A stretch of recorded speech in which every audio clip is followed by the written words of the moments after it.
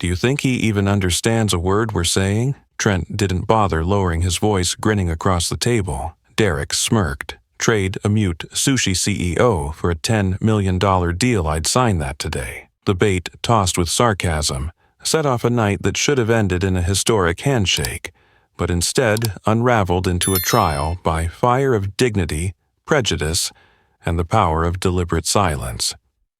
Palisade San Francisco's most opulent rooftop restaurant was itself a manifesto in glass and steel. Chandeliers poured down like crystal waterfalls, marble floors gleamed like mirrors, and the 360-degree skyline blazed at their feet. In the mahogany-paneled private room, a curved walnut table shimmered in candlelight. The air was thick with the richness of roast duck truffle oil and expensive bourbon, yet a colder current crawled beneath the skin. Ken Haynes, founder of Hoshiko AI, a self-made millionaire, premature silver hair midnight blue suit, no diamonds, no flash, sat at the head. That night, Ken chose not to speak English. Not because he couldn't, but because he wouldn't. Silence was his armor. Beside him, Derek Caldwell, Valencore Biotech's CEO, broad-shouldered smile, engineered for magazine covers. Across from him, Trent Langley, CFO, watch blazing leg bouncing beneath the table, the restless energy of a born aggressor. To them, Ken was a simple equation: close the deal, swallow the tech stamp, the victory. Threaded between the waves of power was Naomi Brooks, a 24-year-old black waitress. Slender frame, almond eyes, footsteps like a dancer. Her name wasn't on the guest list. Her job was invisibility, pour wine, smooth clear plates, silent stay outside the grown-up talk. Yet her eyes caught every microaggression, the snap of fingers with a sweetheart, the curled lip a chatbot would do better, the smirk treating Ken as an oriental ornament. Naomi absorbed it all, but she did not swallow it. Derek raised his bourbon, launching into a speech about global cooperation. Ken nodded faintly. His translator relayed one sentence, neutral clipped. The ritual repeated over and over like background music designed to grind patience down. Trent broke first. "Are we negotiating with a statue?" Derek whispered, "Culture relax," but the ridicule still leaked from his grin. Naomi poured. The word sweetheart burned the back of her neck. Not a call a leash. She kept her hand, steady eyes recording without sound. Each time Ken replied in pared-down Japanese, through his aide, Derek waved him off. Trent rolled his eyes. They spoke around him, over him, never to him. Then came the invisible slap, negotiating with a bonsai. Trent muttered loud enough. Derek laughed. Quiet, decorative, probably older than he looks. Naomi froze. The room's chill split into a fracture. Ken stayed still, but his jaw locked in icebound storm. Manager Foster bent to Naomi's ear. "Don't get involved. Only speak if spoken to." She nodded. But then Ken's voice, soft Japanese, not meant for the table, but for the air itself. "Does anyone here truly see me?" The words brushed Naomi's ears like Kyoto wind chimes. In that instant, the rules of service shrank smaller than the rules of being human. The room seemed sealed. But locks wait for keys. And the key ritual language dignity sat in the pocket of a waitress fate had cast into the background. The $10 million night was about to become a tribunal of conscience. Naomi had spent nearly 10 years growing up in Kyoto, a world where reverence wasn't only in the bu, but in the act of lowering one's heart. She had learned Japanese before she ever learned sarcasm, before she learned the reflex of defense. When she returned to America, she found the same story told a different way. When someone didn't look like the expectation, their intelligence was doubted. When someone didn't speak up, incompetence was assumed. Naomi lived between two poles, a love of beauty art photography and the practiced invisibility that survival demanded. Ken's whispered question tore the veil. Naomi stepped out from the server's corner. Her heels struck a steady cadence on the hardwood, each step a countdown. Derek looked up, annoyance masked. Trent frowned. Foster froze. Naomi stopped beside Ken and bent deeply, not the perfunctory bow of a restaurant, but a true ojiji, reserved for sensei for those carrying inner gravity. When she rose, her eyes locked on Ken's, her Japanese clear and flawless. Haynes Sama, I sincerely apologize. I know I should not speak, but silence in the face of such disrespect is its own form of betrayal. If you permit me, I will help. No tremor, no wasted beat. Her words dropped onto the table like a stone breaking still water. Ken touched Naomi's hand lightly, answering in Japanese, "Thank you for seeing me." That was all it took. The polarity of the room shifted. His aide gave the faintest nod and stepped back half a pace. Naomi turned to Derek and Trent, switching into calm, precise English. "Mr. Haynes has asked me to translate directly from now on so you will fully understand what is being said." Trent forced a smirk. "Let's hear it then." Naomi and Ken exchanged briefly in Japanese, measured steady. Naomi continued looking straight at them. "Mr. Haynes wishes to begin with the contract you brought." Derek slid the leather folder toward her, confident, clear, straightforward as steel. Naomi opened it. Her pulse quickened, not from fear, but from purpose. She had once proofread communiques for her mother, a diplomat, late into the night. Double meanings were not foreign to her. Her fingers stopped at Section 7B. This clause gives Valancourt the right to renegotiate all IP licenses post-merger. That includes the surgical AI Mr. Haynes personally developed. Derek frowned, standard. Naomi shook her head. "No, it's deliberately vague, unlocking a fire sale of patents without his consent." She flipped to Section 12. "This non-compete is far too broad. It doesn't just bar startups, it forbids consulting, teaching, lecturing for 10 years. In effect, you're not buying his company. You're erasing him from the industry." The air froze. Trent twirled his pen. Derek glanced at the window looking for an exit. There was none. Naomi closed the folder, hands relaxed. Ken sat unmoving, a monument, but his eyes held gratitude. His silence was never weakness. It had been a strategy measuring the depth of his opponents, and they had stumbled in the shallows. Now came the second act evidence. Ken tilted his head slightly. His aide drew a silver device smaller than a phone from his pocket, set it on the table, pressed play. A faint crackle. Then Derek's voice. "Cut all bonus clauses, gut the team. She know he won't have a clue. Let the translator carry the rest." Trent's laugh followed. "Feed him anything he'll swallow." The chandeliers above seemed to go dark.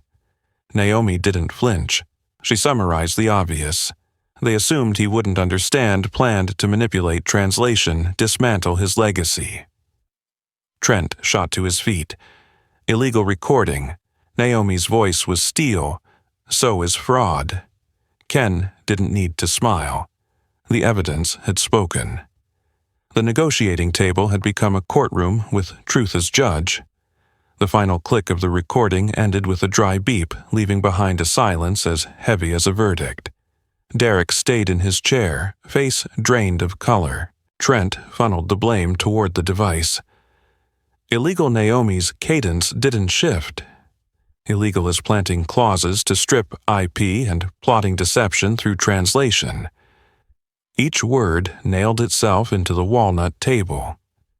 Ken needed no speech. He adjusted his cuff, gestured for his aide to archive the file for legal counsel and oversight partners. No pounding fists, no raised voice. Ken's authority lived in restraint and endurance, the same force that had built Hoshiko AI from nothing. He let the truth do the dirty work for him. Foster burst in like a stray bullet. "What the hell are you doing? Leaving your station, barging into a private meeting, addressing guests, you're fired." Effective immediately. Trent exhaled in glee. Finally, someone here makes the right call. Naomi clenched her jaw. She had always known the price of stepping into the light.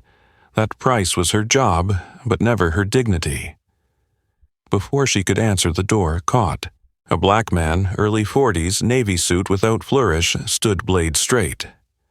"She's not going anywhere." He stepped forward, offering a card. Miles Jones, Executive Director. North American Innovation Alliance, Hoshiko's primary U.S. financial partner. The air shifted. Foster looked slapped awake. Derek swallowed hard. Miles locked eyes with Foster.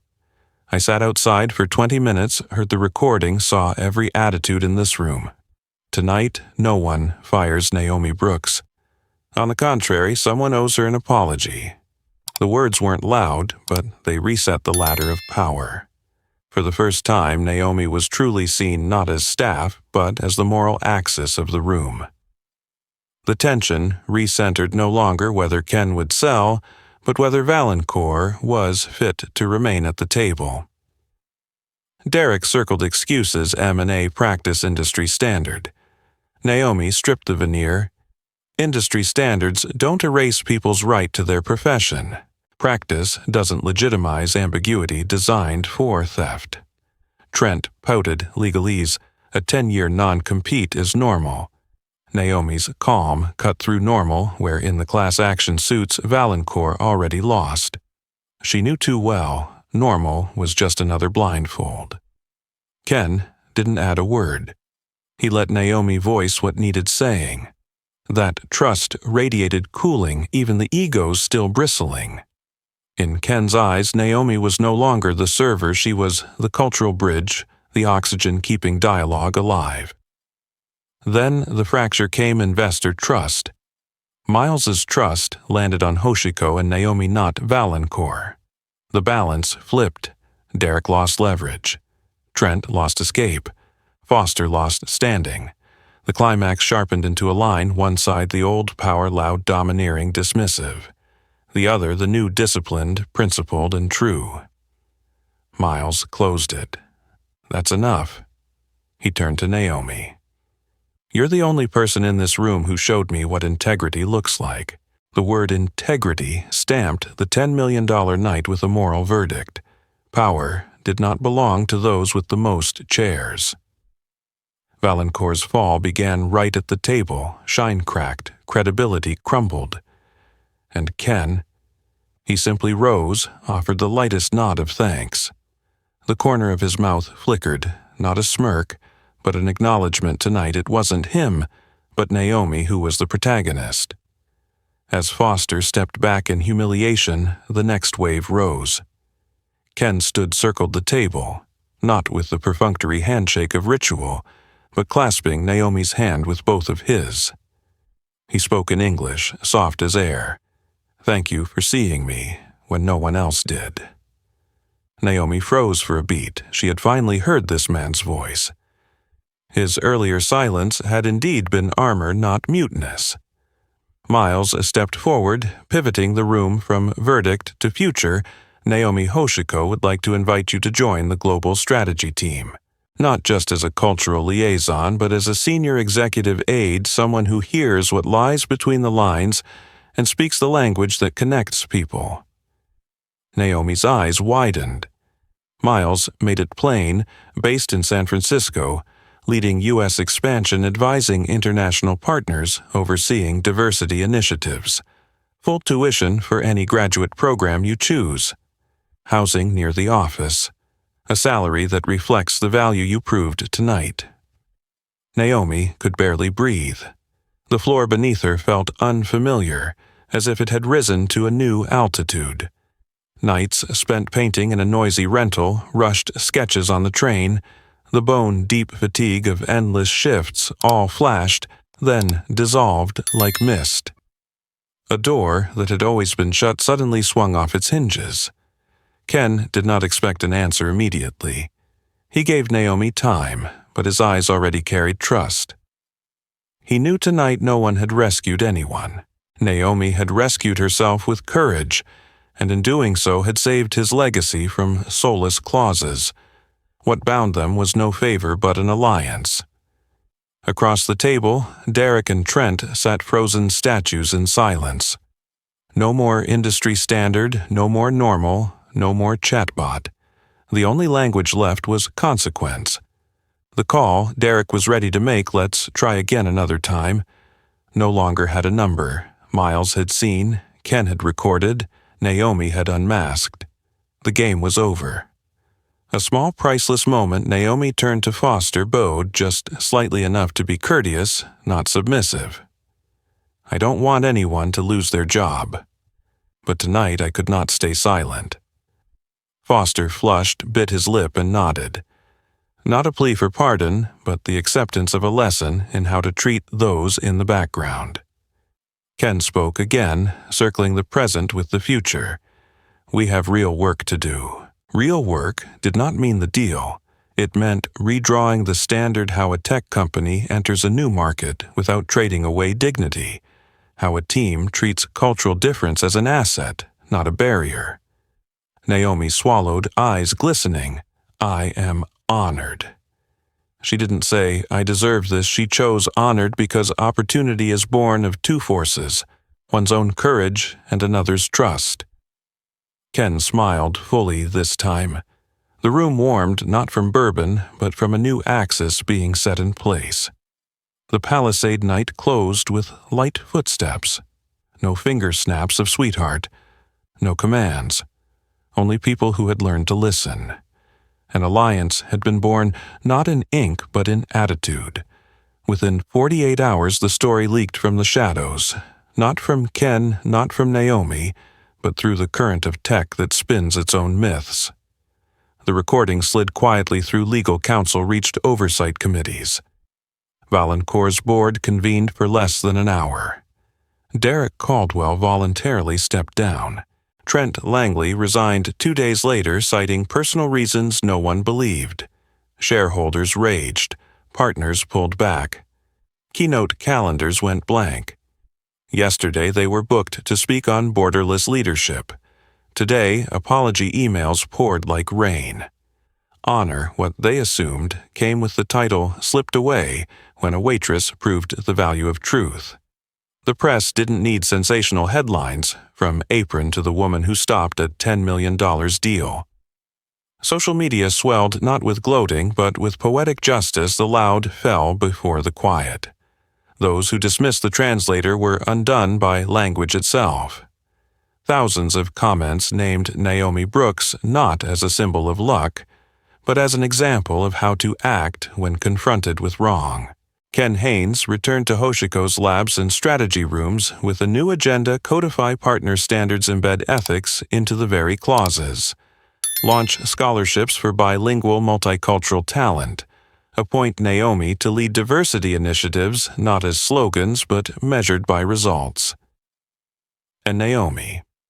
On her first day, she set the apron in a box, carrying her sketch journals and camera into a new office. Her desk overlooked the bay. Her calendar balanced partner meetings, trial labs, university talks. The nights of painting remained, but now not as escape, but as storytelling. She hadn't become someone else. She was still Naomi. The difference was the world had begun to listen. The lesson wasn't about a hero arriving to save everyone. The lesson lay in the flip of perspective. Silence does not equal helplessness. Service does not equal anonymity. Cultural difference is not a flaw to fix, but an advantage for deeper understanding. If Derek and Trent had truly listened, they would have gained a partner, not just a deal. Look at the small details that change the game. A single, well-placed ojigi, speaking for an entire tradition of respect. One Japanese phrase, does anyone truly see me, the heart of that night. Sections 7b and 12 iron traps snapped open by someone who read closely. The silver device, small, discreet, yet bright enough to light the room. The word integrity, not a slogan, but the proper name of what is right. If you're at the end of the table serving note-taking silent that does not make you small. Your worth lies in what you see and what you choose to do once you've seen. If you're at the head of the table with the mic with aids that does not make you large. Leadership begins in how you treat the people who need nothing from you. The Palisade Night reminds us, power does not always wear a suit. Sometimes power wears an apron, and sometimes the person you overlook is the one rewriting the ending. Naomi Brooks did not change the world in one night she reset the axis of the room she stood in. The rest, the world will spin on its own. And if one day you hear someone whisper in any language, "Does anyone truly see me?" be the one who answers. Because sometimes the history of a room tilts on nothing more than a reply.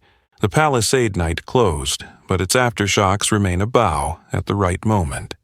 2 clauses exposed a recording sharp as a scalpel, and one whispered line, "Does anyone truly see me?" All of it turned a $10 million deal into a test of integrity. Naomi stepped out of the background.